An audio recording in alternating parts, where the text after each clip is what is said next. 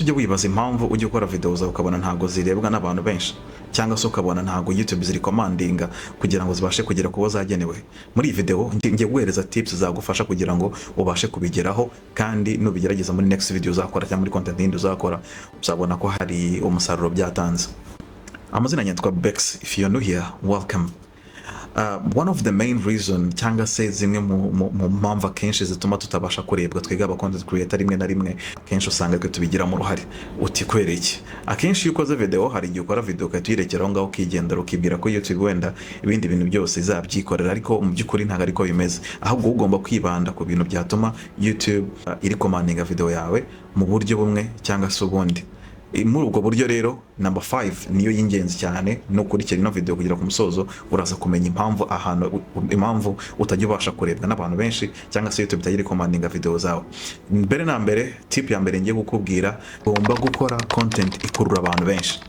Impamvu ugomba gukora content ikurura abantu cyangwa se ikurura audience, mu by'ukuri hari igihe umuntu akora content nyine ikaboringa, rimwe na rimwe ukabona nyine umuntu ayikozeho ayisave aho aragiye mu bindi kubera ko wenda yumva ko itari ngombwa cyangwa se atari we yagenewe. Ariko nanone ntabwo icyo ngicyo aba ari ikosa ryawe. Iyo ukoze content wowe ubuyikoze uyikoreye abaviewer bawe nibo bagena niba video yawe ari nziza cyangwa atari nziza. Wowe icyo wakoze ubashyize imbaraga zawe zose zishoboka, ariko ugomba nawe kugerageza gukora ibishoboka byose ku buryo video yawe iri worthy ko umuntu yayirebaho byibura akabije akayimaraho nka 1/2 cy'amasaha yagenewe. No kuvuga ko icyo wari cyari cyose wakora, make sure ko wakoze content igomba kuba iri clickable, umuntu wese uyirebye akayireba kumva yakifuza kureba n'ibindi bikurikiyeho.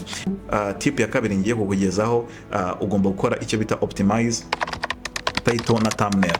Ku optimizing title na thumbnail ni biki? Ugomba gukora thumbnail uyu umuntu azamuye ari guscrollinga kuri YouTube, akenshi video imukurura ni ya video iba ababona ko ifite ifoto nziza cyangwa se title iri catchy, title irenze. No kuvuga ko kugira ngo nanjye ubwanjye uri kukureba nzakore kuri video yawe nuko ubonyemesha, nuko era kumba mbona ko thumbnail yawe irenze. So niyo mpamvu ikintu cya mbere ugomba kwibanda ari nayo musingi wa byose, thumbnail.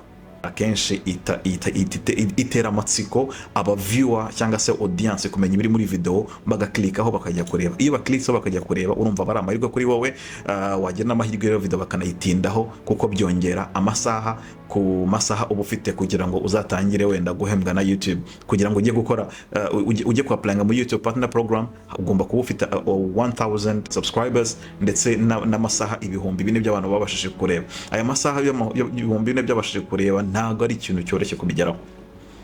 I swear to God, ntago ari ikintu cyoroshye kubigeraho, ariko hari ababigeraho mu gihe gitoya, hari n'ababigeraho mu gihe kirekire bitewe n'uburyo ubura amaze kumenya uko wakoresha izo technique kugira ngo YouTube recommandinge video zawe unarebwe n'abantu benshi cyane. Niba ushaka kumenya uburyo ushobora kubona amasaha 4,000 ndetse n'abasubscribers 1,000 mu buryo bwihuse, wareba ino video iri hejuru urahita ubona ko nabivuzemo, wahita ubona uburyo wenda wahindura system. So make sure ko thumbnail yawe, title yawe ndetse na description ugomba gukoresha keyword bijya gusa, cyangwa se ibintu uri kuvuga muri video yawe niyo keyword ugomba gukoresha muri tags. Ibintu uri kuvuga muri video zawe niyo keyword ugomba gukoresha kuri thumbnail. Yes, you heard me well. No kuvuga ko niba ukeneye kugira ngo video yawe be recommended, ugomba gukora icyo bita, ugomba gushaka keyword ihuye na thumbnail, ihuye na video uri gukora, ukayishyira kuri thumbnail, ukashyira kuri title, ukashyira no kuri description ndetse no muri tags, ko icyo gihe bizagufasha kugira ngo YouTube imenye abo yagenewe. Niba ufata video katopfa kuyishyiraho gutya kenshi bura rero ukabona yes harabagira amahirwe bakarebwa aho ngo watsinze, ariko none n'abagira amahirwe ntibarebe. Ariko abo ngo batagira amahirwe kugira ngo barebwe, ibi bintu babikurikije wenda hari igihe bishobora kugira ikintu bitanga, kuko burya tubayeho twiga. Tip ya gatatu ni ugukora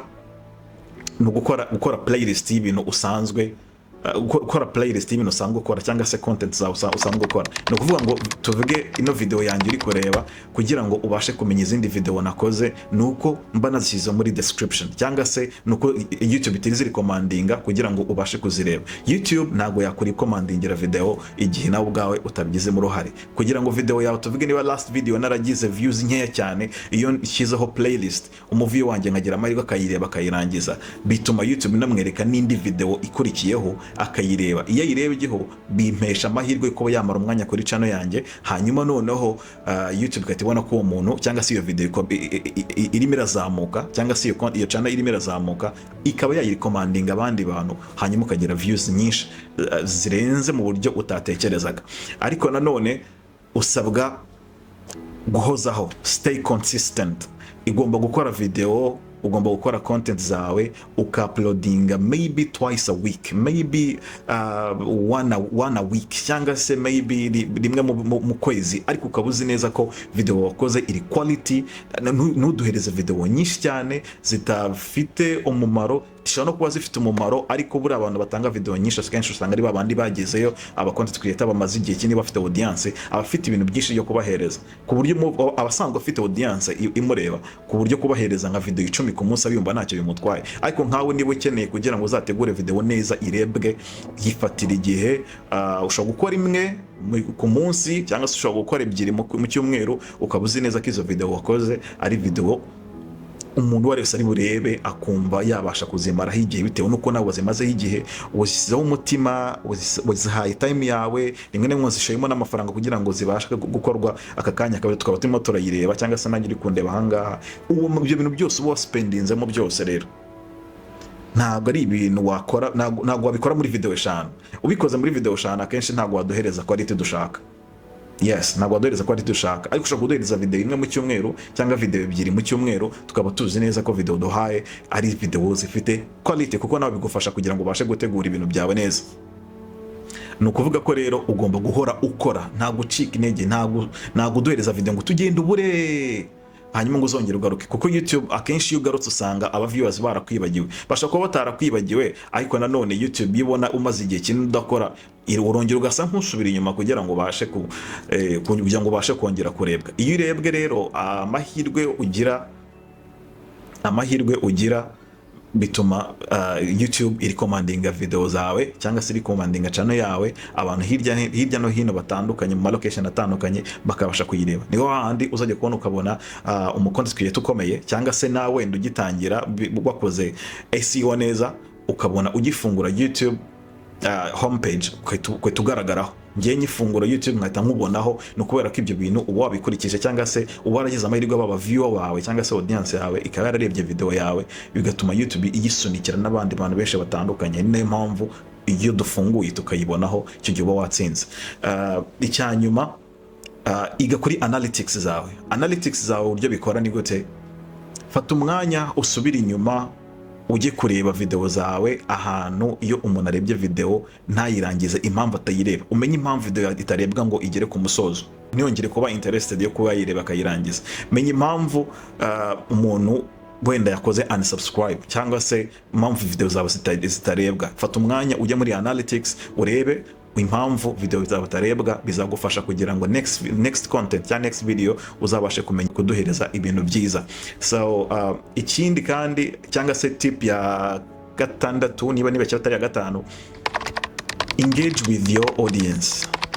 Gerageza wubake umubano na audience yawe. Iyo umuntu afashe umwanya akareba video yawe, movie wawe, iyo afashe umwanya akareba video yawe akayimaraho umwanya, aba ari kukongera watch time. Iyo umuntu ukorera amafaranga bari byiza, iyo utaragize igihe cyo guhembwa na YouTube nanone urumva bigufasha kugira ngo amasaha yihute. So icyo ukora ugomba kugenda ugasubiza comment, niba bakwandikiye, niba baguhaye likes nanone ukabibashimira, bagakora na subscribe ku buri igihe watanze content nziza baba viewer bahaye umwanya. So biba byiza interactinga cyangwa se kubaka umubano na audience yawe, kuko iyo audio yawe ikabisharinga igatera comment, YouTube itubona ko video yawe ibyo iri kubwira abandi bantu benshi. So itireba abantu bose bakoze commentaire, niba bari muri location tuvuge mu Rwanda cyangwa se mu Burundi cyangwa se muri Kenya, ikahita ifata video ikarikomandinga bari abantu bose muri iyo location kugira ngo ubashe kugira audience iri hejuru.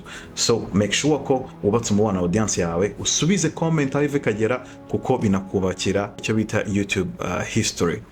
So tips zari izo ngizo.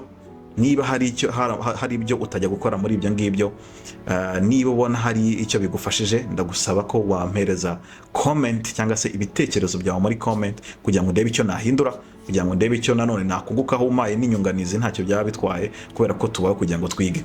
Amazina yanjye yitwa Bobex. Niba ubona nkwiye subscribe, please yime kuko ndayikwiye.